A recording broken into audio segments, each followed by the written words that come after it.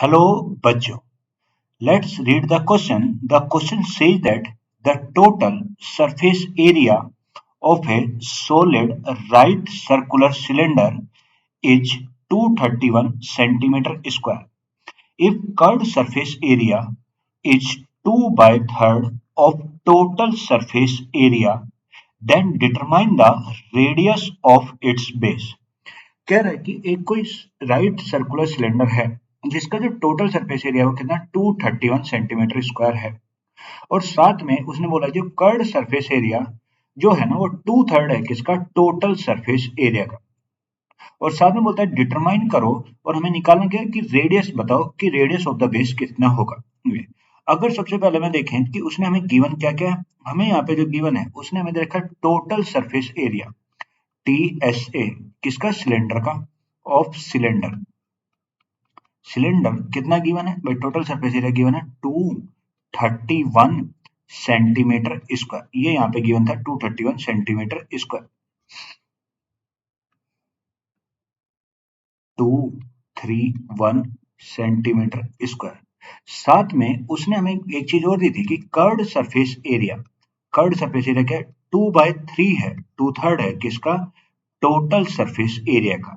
तो अगर मैं इस चीज को लिखना चाहूँ तो मैं लिखता हूँ कर्ड सरफेस एरिया, ये टोटल सरफेस एरिया इधर नीचे आ जाएगा अपॉन टोटल सरफेस एरिया जो है वो किस रेशो में 2:3 की रेशियो में, ये उसने हमें गिवन था। ये और हमसे पूछा है कि बताओ बेस की जो रेडियस होगी वो कितनी होगी।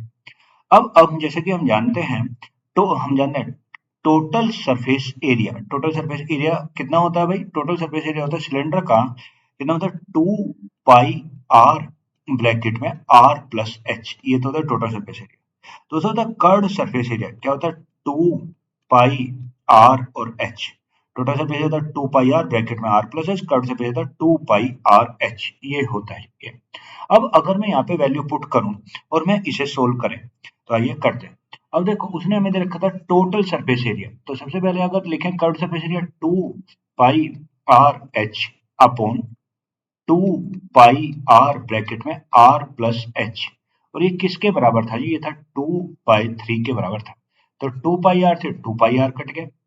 अब यहाँ पे क्या बचा, यहाँ पे जो बच गया मेरा बचा h upon r plus h, और ये किसका 2/3 के बराबर। तो इसे क्रॉस मल्टीप्लाई करें तो ये यहाँ पे तो ये 3h equals to 2r plus 2h। तो ये 2h इधर प्लस का है तो ये इधर आएगा किसका माइनस का, तो 3h माइनस 2h कितना हो गया, ये मेरा आ गया 2r के बराबर।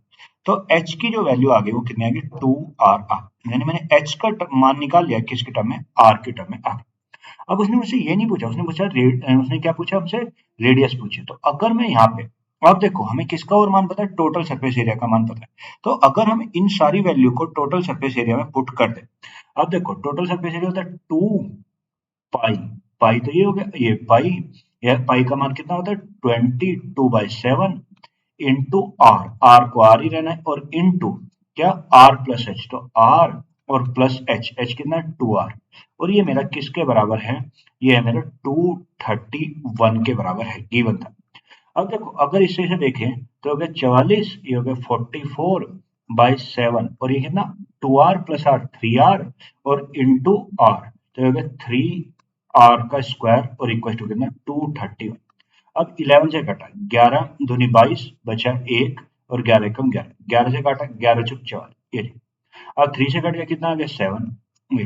तो अभी देखो ये 7 इधर डिवाइड में तो इधर आएगा मल्टीप्लाई में, 4 इधर ऊपर है तो इधर आएगा नीचे, तो ये आर स्क्वायर का मान कितना हो गया 7 इंटू 7 और डिवाइडेड बाय 4, तो ये कितना हो गया, अभी तो 7 अगर इसे लिखा है तो ये 7 और ये तो 7 अपॉन 2 का क्या बन जाएगा होल स्क्वायर बन जाएगा, यानी आर स्क्वायर का मान आ गया 7 अपॉन 2 का होल स्क्वायर। तो अगर मैं यहाँ से आर का मान नहीं हो तो आर कितना आ जाएगा 7 अपॉन 2, या हम बोल सकते हैं 3.5 सेंटीमीटर, यानी जो यहाँ से जो मेरी आर की वैल्यू निकल के आई, आर की वैल्यू कितने आ गए 3.5 सेंटीमीटर। सो हम बोलेंगे so the answer of this question is 3.5 centimetre. Hope you will understand it. Thank you and best of luck.